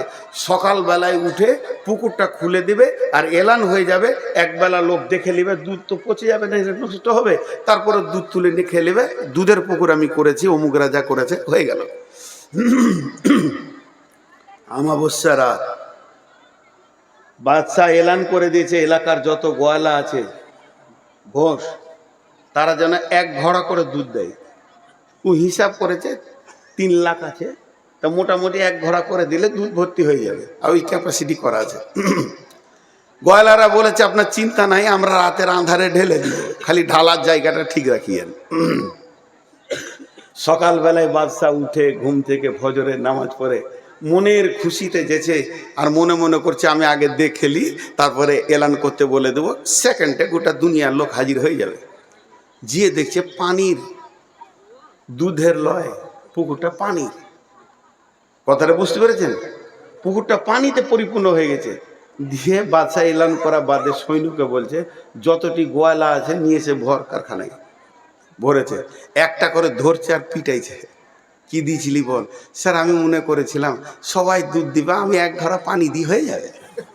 শেষকালে পানিই দিয়েছে সবাই, দুধ আর কেউ দেয়নি। তাহলে অবস্থা খুব খারাপ, ওর মন হলো না। এই যে আমার অসুখ, খালি পেটে 380 সুগার, ভরা পেটে 375। ডাক্তার বলছে খবরদার রাত জেগেন না, 12টার পরে শুয়ে যান। সব জলসালারা বলছে খালি আজকেই দেন। বুঝতে পারছেন কিনা? আমার কিন্তু ফাঁকা পড়ছে না। গতকাল কালারা বলছে আজকে 3টা দেন, কালকা থেকে দেবেন না। আর 2টো রসগোল্লা দিয়ে বলছে আজকে খান। আমাদের এখানকার ভালো ওষুধ রসগোল্লা এলাকায়। আর যদি কোনো ডাক্তার বসে থাকছে কক ফক গাছগাছারা, ও ওষুধ নিয়েছে সকালে হাজির, এতে সুগারের ওষুধ এতগুলো হাজির হয়ে গেছে। কার খাবো আর কার খাবো না, সবাই আমার শরীরের ওপর দিয়ে এক্সপিরিয়েন্স চালাইছে আর কি, দেখি একে যদি ভালো করতে পারি। তো ভাইরা আমার, কষ্ট তো কষ্টই। তো আমি আর আপনাদেরকে বেশি বিরক্ত করবো না, কিছুক্ষণ চালাচ্ছি, ছেড়ে দিচ্ছি না, হালকা সময় থাকবো, আপনারা হালকা সময় থাকেন, একসাথে দোয়া পরে ভাঙবো ইনশাল্লাহ। তা আমি এতক্ষণ যেটা আপনাদের সামনে বক্তব্য রাখছি, এটা একটা বিষয়, তার নাম হলো কবর। কবর থেকে বড় হুঁশিয়ার।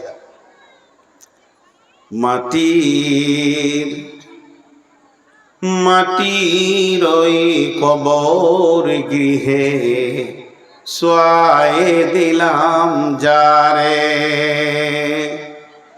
ডাকলে শত কেউ কখনো আসবে না হায় মাটির বিছানা ছেড়ে, মাটির ওই কবর গৃহে শোয়ায়ে দিলাম যারে। এরা উঠছে কেন? এরা উঠছে কেন আমি বুঝতে পারছি না।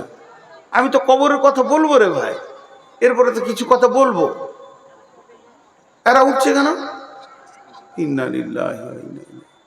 পেশাব করতেছেন? আমি কি পাগল নাকি? একসঙ্গে কার জমিতে করবে? সে জায়গাটা তো ধ্বংস। বসেন আপনারা। কিছু লোক আছে এই ধরনের, ওদের অভ্যাস খারাপ। নবী রাসূল সাহাবা ইমাম, নবী রাসূল সাহাবা ইমাম, আল্লাহর ওলি যত আছেন শুইয়া কবর গৃহে, লক্ষ কোটি শত, ডাকলে শত কে কখনো আসবে না হায় মাটির বিছানা ছেড়ে, মাটির ওই কবর গৃহে শোয়ায়ে দিলাম যারে। ভাইরা আমার, তাহলে কবরের প্রশ্ন হলো 3টি। এই প্রশ্ন 3টির কথা আপনাদের সামনে একবার বলবো। প্রথম নম্বরে মান রব্বুকা, দ্বিতীয় নম্বরে মা দিনুকা, তৃতীয় নম্বরে মান নবিয়ুকা। তোমার রবকে, মান রব্বুকা এর উত্তর হচ্ছে রব্বি আল্লাহ, মা দিনুকা এর উত্তর হচ্ছে দ্বীনুল ইসলাম, আর মান নবিয়ুকা তোমার নবীকে এর উত্তর হচ্ছে নবী মুহাম্মদুর রাসূলুল্লাহ সাল্লাল্লাহু আলাইহি ওয়াসাল্লাম। যে এই 3টে উত্তর দিতে পারবে বন্ধুরে, তার আবাদান আবাদান সে সুখের জগতে চলে যাবে। অতএব কবরে 3খানা প্রশ্ন রেডি করে কবরে যেতে হবে। আপনি বলবেন মুখস্থ করে নিব, মুখস্থ তো আমার আছে। মাদ্রাসায় যতজন পড়েছে আশা করি সবারই মুখস্থ আছে। আর না হয় এই ছোট প্রশ্ন উত্তর আপনারা মুখস্থ করে নেন কাগজে লিখে। জি না ভাই, ওখানে মুখস্থ বিদ্যা চলবে না, কোন রকমে মুখস্থ বিদ্যা ওখানে চলবে না, চলবে না, চলবে না, চলবে না। তাই যদি হতো, যারা আরবি ভাষায় কথা বলে তাদের কাছে তো এটা কঠিনই নয়, আর যারা অন্য ভাষায় বলে তাদের কাছেও কঠিন নয়, মুখস্থ করে নেবে। কিন্তু এই উত্তর দিবে কে? ইমানই বদলায়, ইমানই ক্ষমতাতে। রব ও রব, ফেরেশতা বলবে তোমার রব কে? তোমার রব কে? রবের আবিধানিক অর্থ কি? আগে রবের মানেটা জানি। রব মানে পালনেওয়ালা, রব মানে পরওয়ারদিগার। আমি ইংরেজি জানি না, শুনেছি রব মানে কেয়ারটেকার, যে তোমার সার্বিক চিন্তা করে সে রব।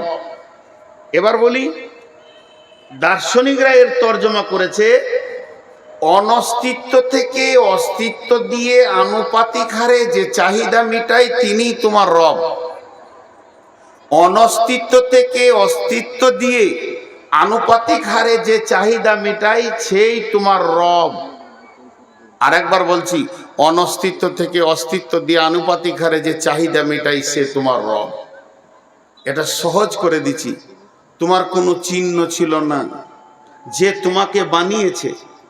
তোমার কোনো চিহ্ন ছিল না, যে তোমাকে বানিয়েছে। বানিয়ে তোমার খাওয়া দাওয়া সুখ দুঃখ সব চিন্তা তার হাতে আছে, সে তোমার রব।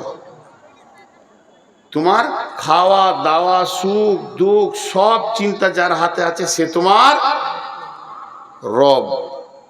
এবার এখানে মজাটা দেখেন, রব রব ও রব, এত কেন ট্রেস নিয়ে বলছি, একটু ধৈর্য ধরেন। ও রব, রবের বিষয়টা যদি গুরুত্ব না দেন সব কোন দিকে চলে যাবে। আল্লাহর একটাই নাম আল্লাহ। আল্লাহর কটা নাম? একটাই নাম। সকলে মহব্বতের সঙ্গে একবার বলতে পারবো আল্লাহ, এটা নাম। বাকিগুলো সিফাত গুণ। আল্লাহ রাজ্জাক, খেতে দেন তাই রাজ্জাক। আল্লাহ রহমান ও রাহিম, তিনি দয়ালু মেহেরবান। আল্লাহ গফফার, তিনি মাফ করে নেওয়ালা। এই যেগুলো, এগুলো গুণ। আমার নাম নূর মোহাম্মদ, কিন্তু আমি গাড়ি চালাইলে বলবেন ড্রাইভার, বকচিতাই বলবেন বক্তা, মাঝি, নৌকা চালালে বলবেন মাঝি, দোকান চালালে বলবেন দোকানদার, কাপড় বিক্রি করলে বলবেন কাপড়ওয়ালা, আমকি বিক্রি করলে বললেন আমওয়ালা। এগুলো আমার নাম নয়, এগুলো কাজ। তা আল্লাহর তার মধ্যে একটা কাজ হচ্ছে রব। রব মানে সারা বিশ্বকে তিনি পালনেওয়ালা, ওনার নাম আল্লাহ। তাহলে বিশ্বকে পালনেওয়ালা কে? আল্লাহ। জোরে বলেন, বিশ্বকে পালনেওয়ালা কে? আল্লাহ। এবার আমি জিজ্ঞেস করছি, তোমাকে পালনেওয়ালা কে? আল্লাহ। তো ও ফেরেশতা এটা আরবিতে বলবে মান রব্বুকা, তোমাকে কে পেলেছিল, তোমাকে কে সুখ দুঃখে ছিল, তোমার সব দিকটা কে লক্ষ্য করেছে? উত্তর হবে আল্লাহ। বুঝে এলো? এবার দেখেন, আল্লাহ তাবারাক ওয়া তাআলা যেদিন সমস্ত মানুষকে জন্ম দিলেন, হযরত আদম আলাইহিস সালামকে সৃষ্টি করার পর আদমের পিঠে এমনি হাত রাখলেন। হাত রাখার পর ঝুরঝুর করে বালুর মতো পড়লো। সমস্ত মানুষকে একসঙ্গে বানিয়ে নিলেন। কিয়ামত পর্যন্ত যত মানুষ আসবে তাদের আত্মাকে সামনে রেখে, সেদিন বিশ্ব নবী ওখানে ছিলেন, সমস্ত নবী ওখানে ছিলেন। সমস্ত যত মানুষ কিয়ামত পর্যন্ত আসবে সবগুলাকে এক জায়গায় জমা করে আল্লাহ তাবারাক ওয়া তাআলা বলেন, আলাস্তু বিরাব্বিকুম, আমি কি তোমাদের রব নই, পালনেওয়ালা নই? আমরা বললাম কলু বালা। ভুলে যাব বলে পেছনে পেছনে কোরআন দিলেন, নবী দিলেন, দিলেন, আমরা ওটা মনে রাখতে পারবো না বলে দিয়ে দিয়েছেন। তাহলে আমরা আল্লাহ বলছি কোরআনে যখন এসেছে তাইলে এই ঘটনাটা আমাদের ঘটেছে, আমরা আল্লাহকে রব বলে মেনে নিয়েছি। আল্লাহ এটা প্রথমেই কেন আমাদেরকে দিয়ে দিলেন? আল্লাহ এটা প্রথমেই কেন দিয়ে দিলেন? আল্লাহ এটা প্রথমেই দিলে কেন? জন্মের প্রথমে সিরিয়াল একে সে তার নিজের পরিচয়টা কেন দিলেন? আল্লাহ এই জন্যই এটাকে দিলেন যেহেতু আখিরাতের প্রথমেই প্রশ্ন হবে তোমার রব কে। তাহলে আল্লাহ আগে শিখিয়ে দিয়েছেন, বুঝিয়ে দিয়েছেন। এরপরে কবরে যখন যাবেন ওই কথাটাই শুনতে পাবেন, মান রব্বুকা, তোমার রব কে। আর বান্দা বলবে রব্বি আল্লাহ। কোন বান্দা বলবে? যে বান্দা পৃথিবীতে রবওয়ালা জিন্দেগি করেছে, শিরক করে নাই, আল্লাহকে ভয় করেছে, আল্লাহকে ভরসা করেছে, আল্লাহর কাছে ডেকেছে, বিপদ আপদে প্রয়োজন আল্লাহর কাছে চেয়েছে, আল্লাহ ছাড়া সে কিছুই বুঝে না, সুখে দুঃখে লাভে লসে সব সময় আল্লাহকে জড়িয়ে ধরে যে থেকেছে, সেই কবরে বলবে আমার রব আল্লাহ।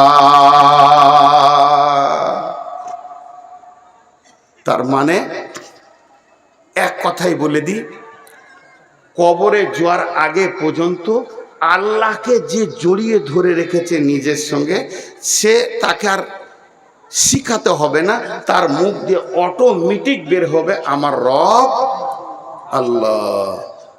নাম্বার 2, মা দিনুকা, তোমার দিন কি? মা দিনুকা, তোমার দিন কি? মা দিনুকা, তোমার দিন কি? কে বলবে আমার দিন ইসলাম। যে ইসলামের আইন যেগুলো আছে, ইসলামের নিয়ম যেগুলো আছে, সমস্ত আইন নিয়ম কানুনকে যে দুনিয়াতে মেনে চলেছে, ইসলামের আইনকে যে মানে ছেড়ে দেয় নাই, ইসলামের নিয়মকে যে ছেড়ে দেয়নি, ইসলাম যা বলেছে তার উপরে চলেছে, নিজেকে ইসলামের গণ্ডির ভিতরে রেখেছে, কোরআনের আয়াতের ভিতরে রেখেছে, হাদিসের ভিতরে রেখেছে, যার আকীদা মজবুত আছে, যে নিজেকে এক পা পদস্খলন করেনি, ইসলামের বাইরে এসে যায়নি, তার মন চায়নি, ভুলবশত চলে গেছে, তওবা করেছে, ইসলামের আইন কানুন, ইসলাম বলেছে মদ খাবি না, মদ খায়নি, ইসলাম বলেছে জুয়া খেলবি না, তো জুয়া খেলেনি, ইসলাম বলেছে নামাজ পড়, তো নামাজ পড়েছে, ইসলাম বলেছে রোজা রাখ, রোজা রেখেছে। তার মানে ইসলামের আইন যত আছে যে মেনে মেনে চলেছে, ওকে যখন জিজ্ঞেস করবে মা দিনুকা, তোমার দিন কি, সে বলবে দিনুল ইসলাম।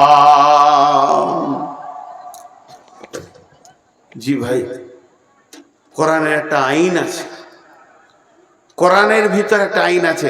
একটু বুঝানোর জন্য বলি, আপনাদের অত্র এলাকায় এরকম লোক আছে কিনা একটু হানা বলবেন। আমি জীবদ্দশায় অনেক লোক আছে বেটিকে বাদ দিয়ে বেটার নামে লিখে দিলে জমি জায়গা। এমন আছে 4টা বেটা, সব বেটাকে বাদ দিয়ে ছোটটাকে দিয়ে দিলে ডিহবাড়ি। এই লোক আপনাদের এলাকায় আছে? জলে বলেন আছে? আছে। ও কি ইসলাম মেনে নিতে পেরেছে? আপনি বলেন মেনে নিতে পেরেছে? পারেনি। ও যদি ইসলাম মানতো, চুপচাপ থাকতো, মাল আমার নয়, মাল আল্লাহর, আমাকে রাখাল বানিয়েছে তাই আমি রেখেছি, আমি মরবো, আমার কোরআন ফয়সালা দিবে কে লিবি কতটা, ঝামেলা শেষ। তাহলে ইসলামের আইনে কোনো রকম আমি নিজে কিছু করব না, ইসলামকে ইসলামের মতো করে রেখে দিব। তো ওই লোকটা যখন কবরে যাবে, ওকে জিজ্ঞেস করবে তোমার দিন কি? ও বলবে আমার দিন ইসলাম। মান নবিয়ুকা, মান নবিয়ুকা, তোমার নবীকে। এখন একটা নতুন জিনিস উঠেছে, আজ বই বিজিবিস বড় পারা কাগজ নিয়ে এমনি করে লেবার আছে, I love Mohammad, I love Mohammad. ভাই রে, আমাদের ভারতবর্ষে মোদী সরকার আছে, কিছুই করছে না। যদি এখন উমার ফারুক থাকতো, সব দিকে পিঠে লাল করে দিত আই লাভ মোহাম্মদ বলা। যতগুলো আই লাভ মোহাম্মদ নিয়ে দৌড়ছে, একটার মুখে দাড়ি নাই। মোহাম্মদ সাল্লাল্লাহু আলাইহি সাল্লামকে চেঁচে ফেলে দিয়েছে, মুখে দাবি করছে আই লাভ মোহাম্মদ। চলবে না বন্ধুরে, চলবে না, চলবে না, চলবে না। তার কারণ আমার বডিতে নবী মুহাম্মদ সাল্লাল্লাহু আলাইহি সাল্লাম থাকবে, তবে আমি বলবো আই লাভ মোহাম্মদ। আমার এই যা দাড়িটা, এটা কার কাছে পেয়েছি? এটা আমি রেখেছি। এটা কার কাছে পেয়েছি? আমি নবী মুহাম্মদ সাল্লাল্লাহু আলাইহি সাল্লামের কাছ থেকে পেয়েছি। এই যে দাড়িগুলো কটা হালকা হয়ে ছোট হয়ে গেছে, আমি কাটতে পারছি না কেন? আমি নবী মুহাম্মদ সাল্লাল্লাহু আলাইহি সাল্লামকে ভালোবাসি, তিনি আমাকে পারমিশন দেয়নি, তাই আমি কাটিনি। আমি বলবো মুহাম্মদ সাল্লাল্লাহু আলাইহি সাল্লামকে ভালোবাসি, শুধু মুখে বললে হবে না। একটা ছেলে ছিল মদিনাতে, ওর নাম ছিল খোরাইম। খোরাইম আল্লাহ রসুল একদিন মসজিদে নববীতে বসে বসে বসে বসে আলোচনা করতে করতে করতে করতে মদিনার কোন ছেলেটা কেমন, কোন ছেলেটা ভালো, কোন ছেলেটা নেককার, কোন ছেলেটা নামাজি পরহেজগার, বলতে বলতে নবীজি খোরাইমের নাম করলো। খোরাইম খুব ভালো ছেলে, ঠিক টাইমে টাইমে নামাজ পড়ে, খুব সুন্দর ইবাদত করে। খালি দুটো জিনিস ওর খারাপ, লম্বা চুল রেখেছে, মাস্তানি চুল, আর টাকনুর নিচে কাপড় পরে। এই দুটো যদি ভালো হয়ে যেত তাহলে ওই ছেলেটা অনেক ভালো। ওই সাহাবীটা যে শুনেছে রসুল বলছেন খোরাইম ভালো, খালি দুটি কাজ ওর খারাপ।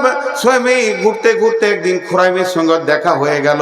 যখনই দেখা হয়ে গেল, খোরাইমকে বলছে, খোরাইম রে, তোর ব্যাপারে রসুল মসজিদে নববীতে আলোচনা করছিল। এইদিকে ধ্যান দেন, এইদিকে ধ্যান দেন। আজাজিল শয়তান এসছে এখন। যখন কথা দামি হবে জেনে নেন আজাজিল শয়তান এসে। আর ওই যে লাফাঙ্গার গলা আছে, ওর এজেন্ট, প্রতি জালসায় ওরা যাবে আর ঝগড়া বাঁধাবে, দিয়ে একটা হইচই করবে। আল্লাহর রস্তে হাতগুলো ধরে বলছি, লাফাঙ্গারদের দিকে মাথা দিবেন না, এইদিকে ধ্যান দেন। খোরাইম রে, খোরাইম বলে কি? আরে মসজিদে নববীতে বসে বসে রসুল তোর ব্যাপারে বলছে ভালো ছেলে, ওর কলজেটা বড় হয়ে গেল। হ্যাঁ ঠিকই নাকি বলছিল? হ্যাঁ, তোর নাম ধরে বলছে তুই ভালো। খালি আল্লাহ রসুল বলছে দুটো জিনিস ওর খারাপ, তোর মুখটা ঝুসে গেল। খুশি যতটা হলো ঝুসে। কি খারাপ বলছে? বলছে তুই টাকনুর নিচে কাপড় পরিস, আর ওই যে চুল রেখেছিস মাস্তানি, যেটা সুন্নত লয়। আমার রসুল এই দুটো অপছন্দ করেছে। খোরাইমার নাপিত খালা গেল না, বাড়িতে গিয়ে নিজের মাথার চুলকে নিজে ধরছে আর চাকু দিয়ে আর কাটছে। বলছে, ওরে চুল রে, তোর মতো চুলকে আমি রাখবো না, যেহেতু আমার রসুল নারাজ হয়ে গেছে, এ চুল আমি রাখতে পারি না। নিজের কাপড়টাকে তেমনি করে চাকু দিয়ে কেটে ফেরে চুলে ফেলে দিল। তুই কাপড় আমার রসুলকে নারাজ করে দিয়েছিস। এই লোকটা কবরে বলবে, মান নবিয়ুকা নবী মুহাম্মদুর রাসূলুল্লাহ। খালি মুখে লয়। আমাদের দেশে পশ্চিমবঙ্গে, নাম বলবো না, একটা জায়গা আছে যেখানে জালসাতে কাওয়ালি হয়। জালসাতে কাওয়ালি হয়, মালটা বিরেলি মাল ওরা। আমিও গেছি ওই এলাকায় দুবার জালসা করতে, আর যাই না এখন। তো একটা বক্তা উঠবে, একটা কোয়ালি হবে। তো বক্তাকে বসিয়ে দিয়েছে, আর এখানে কোয়ালি হচ্ছে, খুব টানানা টানানা, খুব মজবুত লেগে গেছে। এবার কোয়ালিওয়ালা সুর লিছে, সুর লিতে লিতে কি বলছে দেখেন, জিসকে দিল মে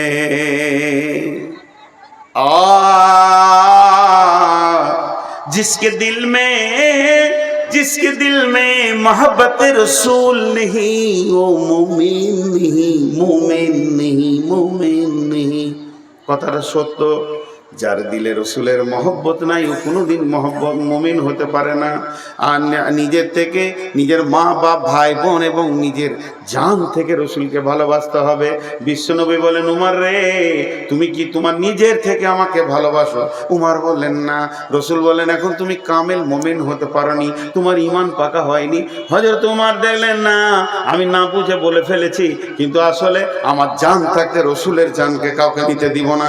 বলে, হুজুর, ওটা ইমোশনাল বলে দিয়েছি, এখন আমি বুঝে বলছি, আমার জান থেকে আমি ভালোবাসি। নবীজি বললেন, তুমি কামেল মুমিন হয়েছো। জঙ্গে খন্দকে আল্লাহ রসুল তাবুর গায়ে আছে। হযরতে সাদ রাদিয়াল্লাহু তাআলা আনহু এতগুলো তলোয়ার নিয়ে ঝানাক করে রেখেছে আঁধারে। রসুল বলছে, শব্দটা উঠলো। এবার অতগুলো তলোয়ার রসুলের তাবুর পাশে হযরতে সাদ রাখলেন। আর আল্লাহ নবী আঁধারে ঝড় বৃষ্টিতে দেখতে পায়নি। তবে নবী আইডিয়া করে বলছে, কে সাদ নাকি? হযরতে সাদ বলেন, ইয়া রাসূলুল্লাহ, হ্যাঁ আমি সাদ এসেছি, আমি তলোয়ার নিয়ে হাজির হয়ে গেছি। বলে কে এত রাত্রিতে কেন? বললেন আমার মতো সাদের লাখো প্রাণ থেকে একটা নবী মুহাম্মদের প্রাণের দাম অনেক বেশি, তাই আমি তলোয়ার নিয়ে এসেছি, আপনাকে সারা রাত পাহারা দিব। হযরতে তালহা রাদিয়াল্লাহু তাআলা আনহু যখন উহুদের প্রান্তে দেখলে রাসূলকে লক্ষ্য করে তীর আসছে, একাই বুকে 180টা তীরকে গ্রহণ করেছিলেন আর রাসূলকে তীর থেকে বাঁচিয়েছিলেন। এর জন্য যার দিলে রাসূলের মহব্বত নাই ও মুমিন হতে পারে না। কোয়ালিতে ঠিকই বলেছে, ঠিকই বলেছে, একবারে ঠিক বলেছে। কিন্তু যে মৌলভী সাহেব বসে আছে ওর পরে বায়ান করবে, ওর কলজেটা জ্বলছে ওর কথা শুনে। দিয়ে সভাপতি বলছে এরপরে নূর মোহাম্মদ এলো, তো লোক তো জানে যে নূর মোহাম্মদ উঠেছে মানে কোয়ালি বলবে না, প্রথমেই বলবো আসসালামু আলাইকুম, দিয়ে বলবো আলহামদুলিল্লাহি নাহমাদুহু ওয়া নাস্তাইনুহু ওয়া নাস্তাগফিরুহু। যখনই বলেছে অমুক মৌলানা এলো, তু মাইকে সালামও দেয়নি, নাহমাদুহু বলছে না, মৌলভী সাহেব বলছে লোক বলছে ইও কোয়ালি করবে নাকি রে? ওর কলজে জ্বলে আছে, তা কি বলছে আমারও 2 লাইন শুনতে হবে ভাই। जिसके दिल में मोहब्बत रसूल नहीं वो मोमिन नहीं, बात तो सही मगर मेरी कवाली तो सुनो। जिसके दिल में मोहब्बत रसूल होगा, जिसके दिल में मोहब्बत रसूल होगा, उसके चेहरे पे पता चलेगा, पता चलेगा, पता चलेगा। সালা কোয়ালিওয়ালা এক ওয়াক্ত নামাজ পড়েনি, দাড়ি চেঁচে কোয়ালি করতে এসেছে। দেখো যে মোহব্বত রসুল, একে ঝাঁটা মারার কেউ আছে? একে ঝাঁটা মারার কেউ আছে? বন্ধুরা আমার, শরীরে বডিতে রসুলকে আনতে হবে। কিয়ামতের মাঠে যখন আল্লাহ বলবেন উজিয়াল কিতাব ওয়াজিয়া বিন নাবিয়িন ওয়া শুহাদা, হে হাসরবাসীরে আমি আমলনামা রেডি করেছি, তুমি এসো, তোমার সাক্ষী নিয়ে এসো, নবীকে সঙ্গে করে নিয়ে এসো। জান্নাতি ব্যক্তিটা গিয়ে বলবে আল্লাহ আমাকে জান্নাতের সার্টিফিকেট দেন। আল্লাহ বলবে কই রে তোর নবী? আল্লাহকে তখন বলবে আল্লাহ আপনি কুদরতে চোখ দিয়ে দেখেন আপনার নবীকে আমি সঙ্গে করে নিয়ে এসেছি। সভাপতি এবার ঘড়ি দেখছে, মনে মনে ভাবছে বক্তা কি রিং টালাছে নাকি রে, এখনো ছাড়ছে না, জি ছেড়ে দেব। কি আদায় করতে পারি? আদায় করবো, করবো। আপনাদের এই লোকগুলো যতগুলি বসে আছেন, আল্লাহর রাস্তে সকলকে একটা কথা বলছি। আমার বক্তব্য শুরু থেকে শেষ পর্যন্ত আমি একটা বিষয় ছিলাম, কবর। গোটা বক্তব্যটা 1 মিনিটে বলবো। কবরে যেতেই হবে, সলজব হবে, উত্তর দিতেই হবে। কবর একটা এমন যাঁচের জায়গা যেখানে আপনাকে চেক করে ছানবিন করে আপনার ইমানের সমস্ত কিছু চুন চুন করে বের করে নেবে, তারপরে পরপরে আপনার রাস্তা দেখিয়ে দিবে জান্নাত না জাহান্নাম। এই কবর হলো একটা জান্নাতের সুলঙ্গ, জান্নাতের টুকরো, আর জাহান্নামের সুলঙ্গ, জাহান্নামের গর্ত। এই জিনিসটা আমাদেরকে ভাবতে হবে। তাই কবরের জন্যে বারবার রসুল জানাজার কথা বলেছেন, তোমরা জানাজায় যাও, জানাজায় নেকি নাও, নেকি নাও। কবরে জিয়ারতের করা আছে। এখন তো কবর জিয়ারত আমরা ছেড়ে দিয়েছি। কবর জিয়ারত করলে আমি যদি আমার বাপের কবরকে যাই আর ঘরে দোয়া করি, আমার বাপের জন্য একই ব্যাপার। আমি যদি এখান থেকে দোয়া করি আল্লাহ আমার বাপের কবরটাকে জান্নাতুল ফেরদৌস বানাও, আমার মায়ের কবরটা জান্নাতুল ফেরদৌস বানাও, যে নেকিটা পাবে কবরের পাশে গেলে ওই নেকিটাই পাবে। তাহলে মুর্দার লাভ নাই, কিন্তু যে ব্যক্তি জীবিত লাভ আছে। কবর দেখলে হৃদয়টা ভয় হবে, গর্তগুলো দেখলে আমাকেও এখানে আসতে হবে, এই আক্কেলটা খুলবে। এর জন্য মাঝে মাঝে কবর যাওয়া ভালো। টাকা নিয়ে দুনিয়া সফর করলাম, কিন্তু একবার কবর সফর করলাম না। যতগুলি লোক বসে আছেন, আমি ঘড়ি দেখছি, আপনারা ঘড়ি দেখেন। আমি 5 মিনিট টাইম নিলাম, 5 মিনিট। আর সকলের হাতগুলো ধরে বলছি ভাই উঠবেন না, আমাকে তো হাত পাই ধরতে হয়, আমি শেষ বক্তা, আর কোনো বক্তা নাই। তা 5টা মিনিট আপনারা আমাকে দেবেন, আমি খুশি হয়ে যাব। এই জন্যে আপনারা একজনও উঠবেন না।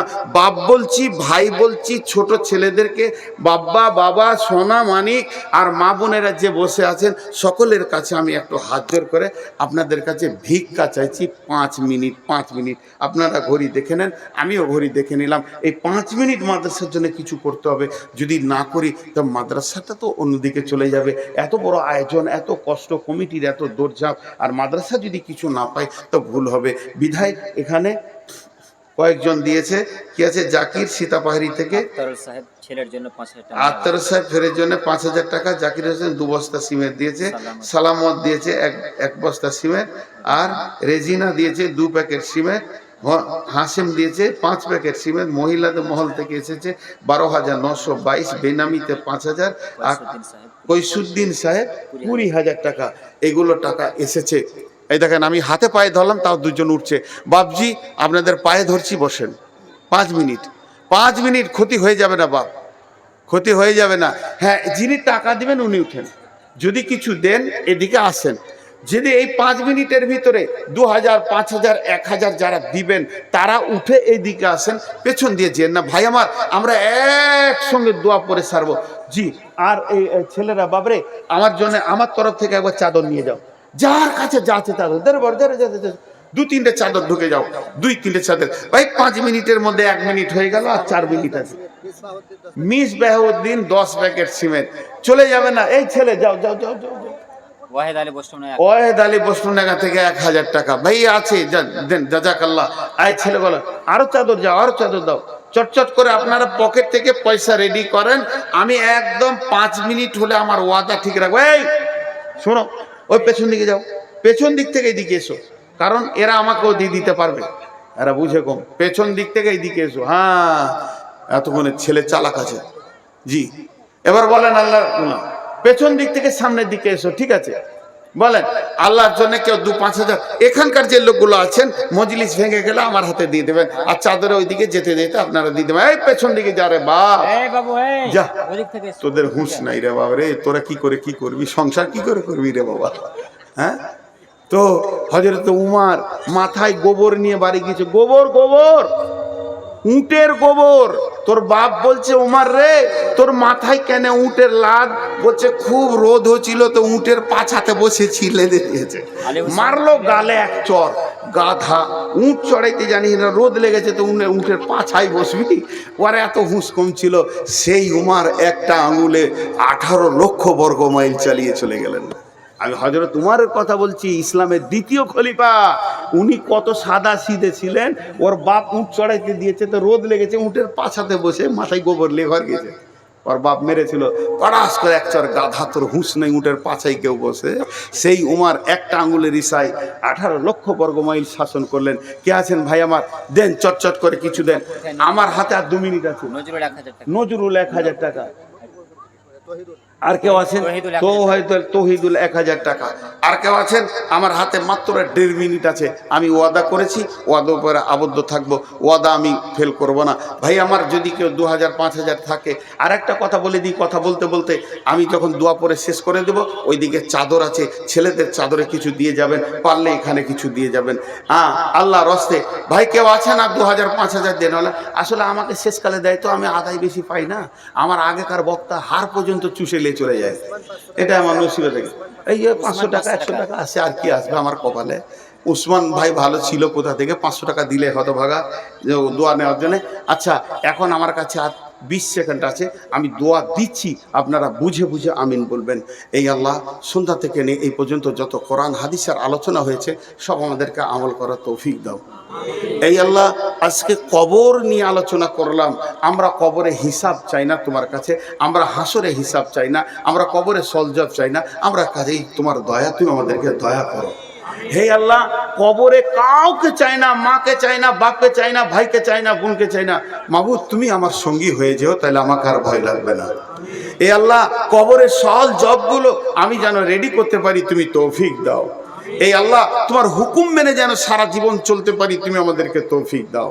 এই আল্লাহ তোমার রসুলের তরিকাকে যেন গ্রহণ করতে পারি, তুমি আমাদেরকে তৌফিক দাও। এই আল্লাহ দিন ইসলামের যত রুলস কানুন আছে এগুলো মেনে নিতে পারি, তুমি আমাদেরকে তৌফিক দাও। এই আল্লাহ সন্ধ্যা থেকে এই পর্যন্ত যতগুলো কালেকশন হয়েছে সব কালেকশনগুলো তুমি কবুল করে নাও। শুধু এখানে নয়, শুধু সীতা পাঠিতে নয়, ইসলামকে বাঁচানোর জন্য সারা পৃথিবীতে যত লোক টাকা দিয়ে চালা তুমি কবুল করে নাও। এ আল্লাহ আমাদের মা বাপ ভাই বোন আত্মীয় স্বজন শিক্ষক ডাক্তার মাস্টার ইমাম মজ্জেন আর আউলিয়া ওলি গাউস কুতুব আবদাল যতগুলো কালেমা নিয়ে কবরে গেছে আল্লাহ তাদেরকে মাফ করে দাও, আল্লাহ তাদেরকে ক্ষমা করে দাও। সকালে দোয়া পড়েন, আমার টাইম হয়ে গেছে। সুবহানাকা আল্লাহুম্মা ওয়া বিহামদিকা ওয়া আশহাদু আল্লা ইলাহা ইল্লা আনতা আস্তাগফিরুকা ওয়া আতুবু ইলাইকা। আপনারা উঠতে পারেন, কিন্তু আমি বসে থাকবো 2 মিনিট। কারো যদি কিছু দেওয়ার থাকে দিয়ে যান আল্লাহর রাস্তায়, এই মাদ্রাসার জন্য কিছু দিয়ে যান। জাযাকাল্লাহ হাইয়াকাল্লাহ। এ আল্লাহ তোমার বান্দা আরো 1000 টাকা দান করেছেন, 2000 টাকা দান করেছেন না, 2000 জাযাকাল্লাহ। যদি কারো দেওয়ার থাকে দিয়ে যান। জাযাকাল্লাহ হাইয়াকাল্লাহ বারাকাল্লাহ আলহামদুলিল্লাহ। ছেলেরা চাদর লিয়ে আছে মাশাআল্লাহ চাদর আছে।